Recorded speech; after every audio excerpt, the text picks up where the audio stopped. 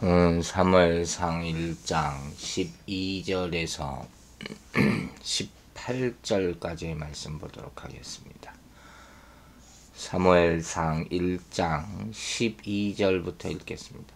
그가 여호와 앞에 오래 기도하는 동안에 엘리가 그의 입을 주목한즉 한나가 속으로 말하며 입술만 움직이고 음성은 들리지 아니하므로 엘리는 그가 취한 줄로 생각한지라.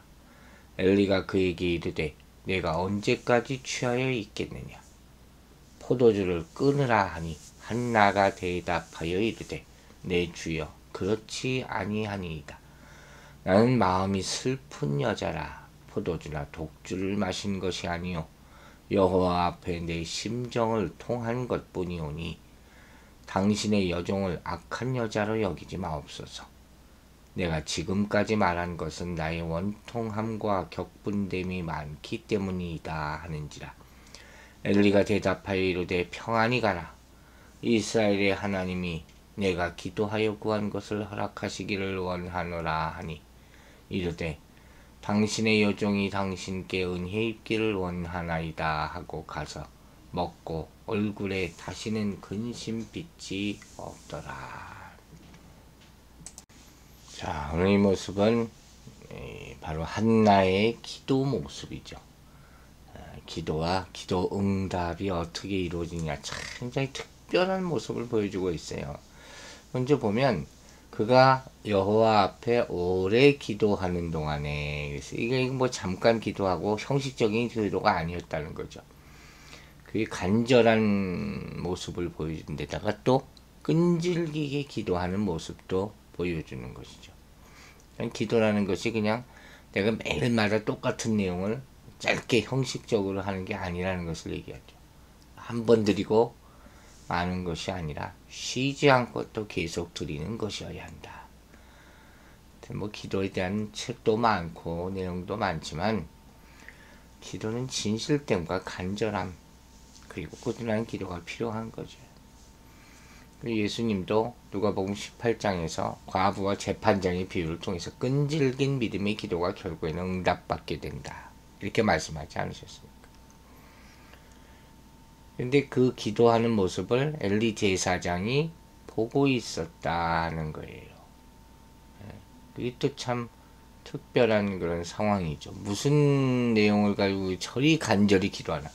주목을 끌 만큼 그렇게 간절한 모습을 보였다는 것이죠. 관심을 가질 수밖에 없죠. 그래서 13절부터 그 기도하는 모습이 나오는데 아주 특별한 거예요. 한나가 속으로 말하되 입술만 동하고 입술만 움직였다는 거예요. 음성은 들리지 아니하므로 엘리는 그가 취한 줄로 생각한지라 그랬어요. 자, 여러분은 어떻게 생각하세요? 한나의 기도는 한마디로 말해서 온 마음을 하나님 앞에 쏟아놓은 정성스러운 기도였고 또 은밀한 기도라 이렇게 표현할 수 있어요.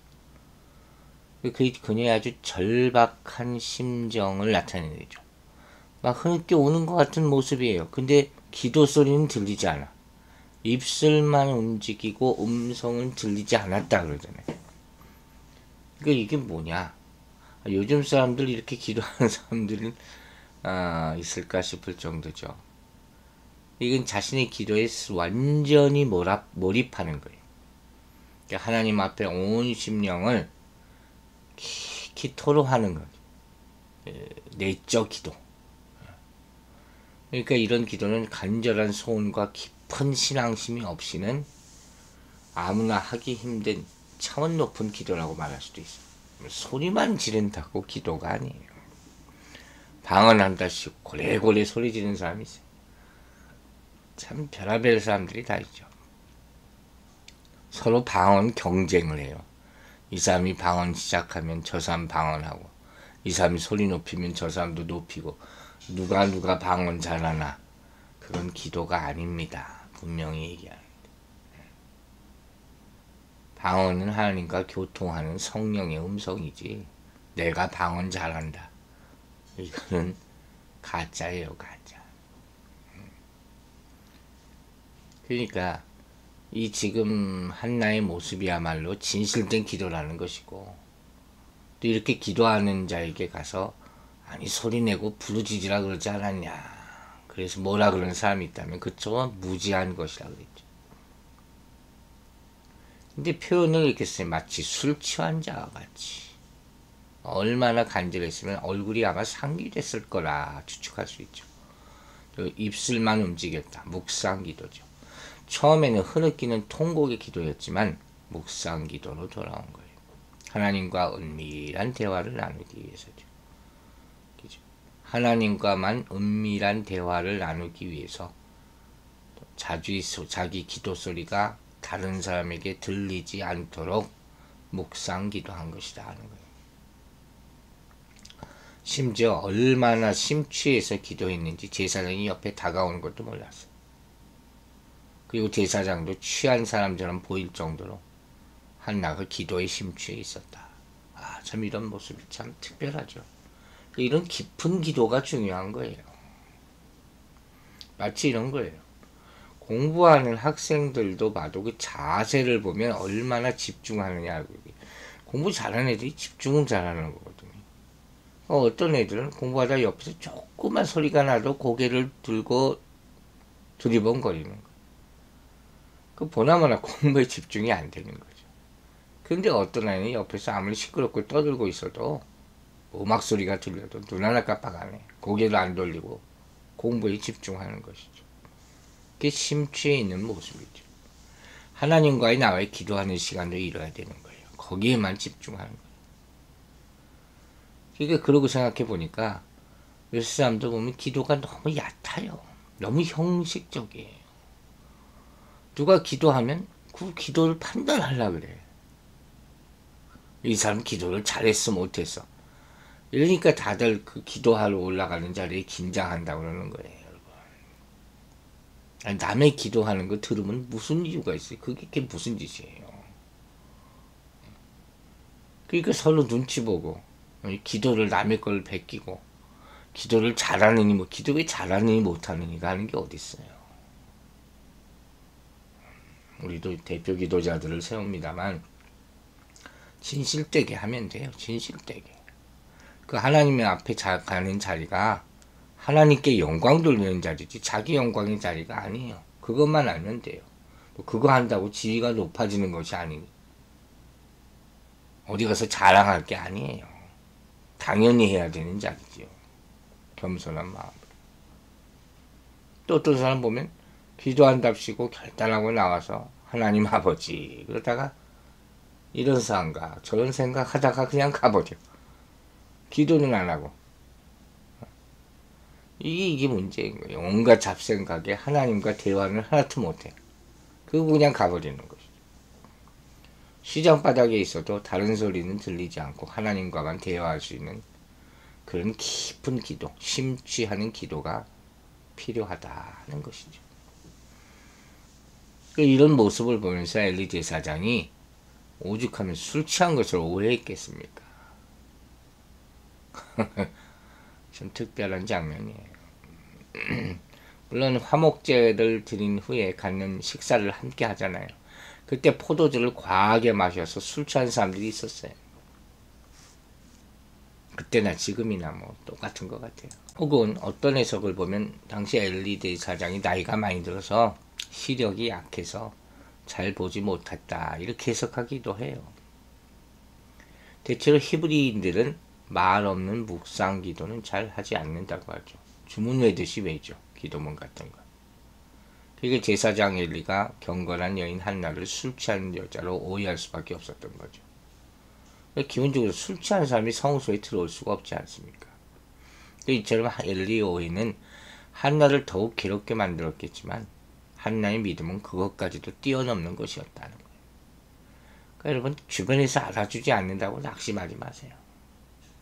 기도가 하나님 들으라고 하는 거지 사람 들으라고 하는 건 아니잖아요. 이 가장 기본적인 것이거든요.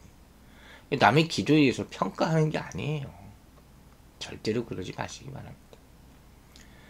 이제 한나가 대답을 하죠. 주여 그렇지 아니하나이다. 엘리 대사장에게 하는 대답이에요. 나는 마음이 슬픈 여자라 포도주나 독주를 마신 것이 아니요 여호와 하나님 앞에 내 심정을 통한 것뿐이오니 심정을 통하는 것, 이게 기도죠. 먼저 나는 마음이 슬픈 여자야 그랬어요. 자신의 슬픈 심정을 하나님 앞에 아랬다는 거예요. 심정을 통했다는 걸 쏟아놓다, 부르짖다는 거예요. 한나의 기도가 소리는 나지 않아요. 묵상 기도예요. 그러나 온몸과 마음을 다한 전인격적인 기도였다. 마음이 더 애끓겠죠. 차라리 말하면 속이라도 시원하지 않습니까? 이 말도 못하고 마음으로 이렇게 간절하게 기도한다. 여러분 한번 해보시기 바랍니다. 심정을 통한다는 것은 사무엘상 7장 6절에 나온 물을 길어서 여호와 앞에 붓는다 하는 그런 의미와도 일맥상통하는 거예요. 다 쏟아 붓는다. 이런 한나의 모습이 모든 그리스도인에게 좋은 모범이 될 수 있죠. 우리가 마음이 괴로울 때 그 괴로운 마음을 하나님 앞에 토해내듯 쏟아 놓는 것이 필요하다는 거예요. 하나님 앞에도 이렇게 안 하면 그 답답해서 어떻게 삽니까? 그걸 제대로 안 하고 그냥 하는 둥 마는 둥 하고 가니까 온전한 기도가 되지 않는 것이죠. 우리는 우리를 괴롭게 또는 슬프게 하는 모든 문제를 이처럼 하나님 앞에 들고 나가서 쏟아 부을 수 있어야 한다 하는 말씀입니다. 그리고 계속 말합니다. 당신의 여종을 악한 여자로 여기지 마옵소서. 내가 지금까지 말한 것은 나의 원통함과 격동됨이 많기 때문이다 하는지라. 여기서 악하다, 악한 여자다 하는 것은 벨리알의 딸이라는 뜻이에요. 벨리알이 뭡니까? 마귀잖아요, 마귀. 벨리알이라는 게 원래 사악한 자, 악랄한 자를 뜻하는 일반 명사였거든요. 구약성에서는 불량자, 악인 이렇게 많이 번역되죠. 점차 그 뜻이 변화해서 신약시대에서는 사단을 가리키게 되는 단어가 바로 벨리알이에요. 지금 한나는 그래서 내가 지금 성지에서 술 취해서 뭐 주정하고 있는 게 아니다. 그런 나쁜 여인같이 보이냐. 그렇지 않다. 엘리 제사장이 지금 간절히 기도하는 성도를 향해서 술 취했다고 꾸짖은 것은 정말 무지하고 무능한 모습이죠. 그럼에도 불구하고 한나는 최대의 존경심을 가지고 나의 주녀하고 엘리를 부르고 있어요.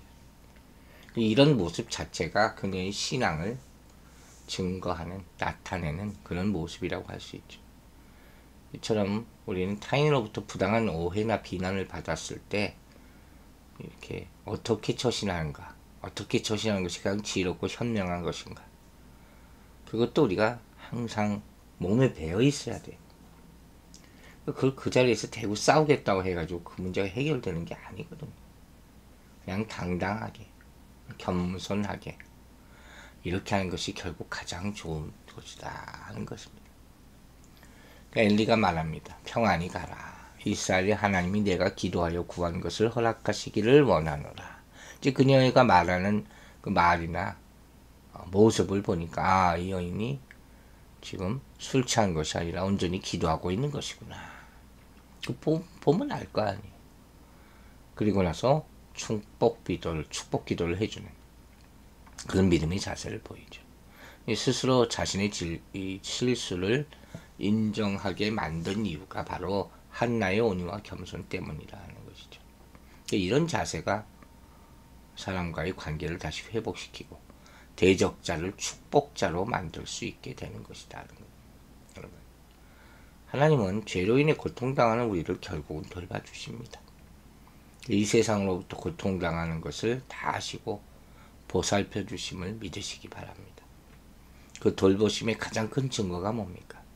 바로 그 아들 예수 그리스도를 이 땅에 보내주신 것 아닙니까? 아들을 십자가에 죽게 하심으로 우리를 영원한 죄와 사망의 고통에서 건져주셨음을 잊지 마시고, 고통 가운데도 기도를 쉬지 마시고, 사람들의 오해와 조롱 가운데도 굴복하지 말고 끝까지 의연함을 잃지 마시라는 말씀입니다. 마지막 18절 보면 가로되 당신의 여종이 당신께 은혜 입기를 원하나이다 하고 가서 먹고 얼굴에 다시는 근심빛이 없더라 그랬어요. 엘리가 빌어준 축복에 대하여 감사하는 마음을 표현하고 있죠. 또 얼굴에 이제 근심이 사라졌다. 그 슬퍼하던 모습으로 기도를 했는데 평안해졌다는 거예요. 기도가 응답된 표시죠. Peace and joyfulness. 기쁨과 평안이 바로 기도 응답이라 하죠. 이건 믿음의 수준에 나타나는 거예요. 믿는 자의 얼굴은 기쁨과 평안이다 하는 말씀이죠. 그러니까 이런 모든 것이 한나에게 하나님께서 자신이 기도를 들어줄 것이라는 믿음이 있었기에 가능한 거죠.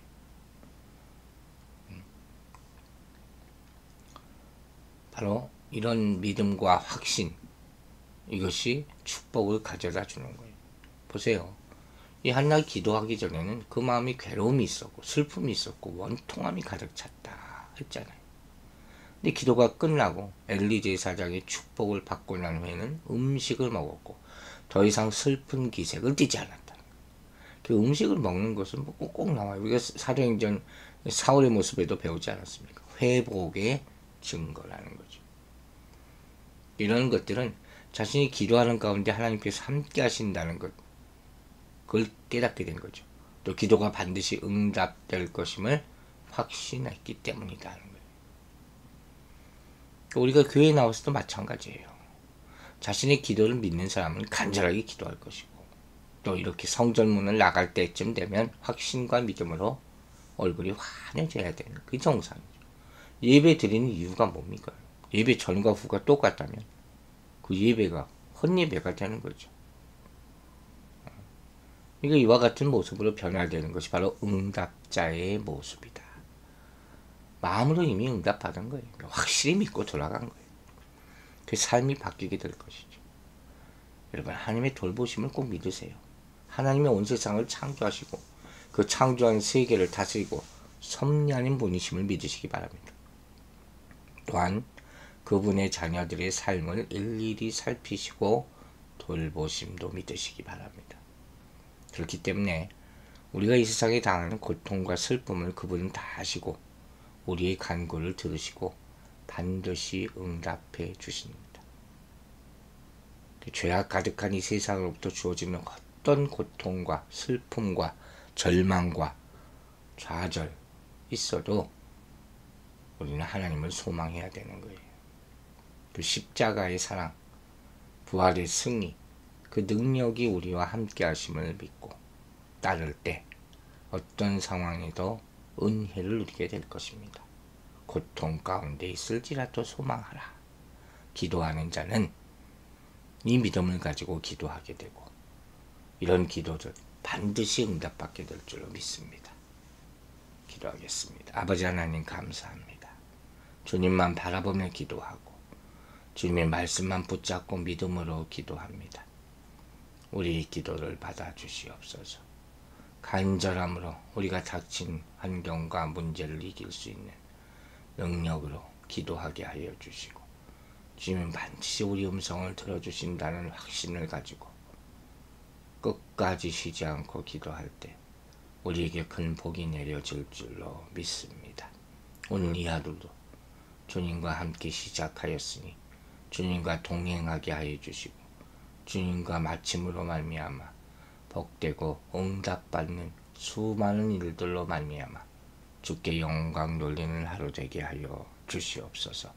감사드리며 예수 그리스도 이름으로 기도했습니다. 아멘.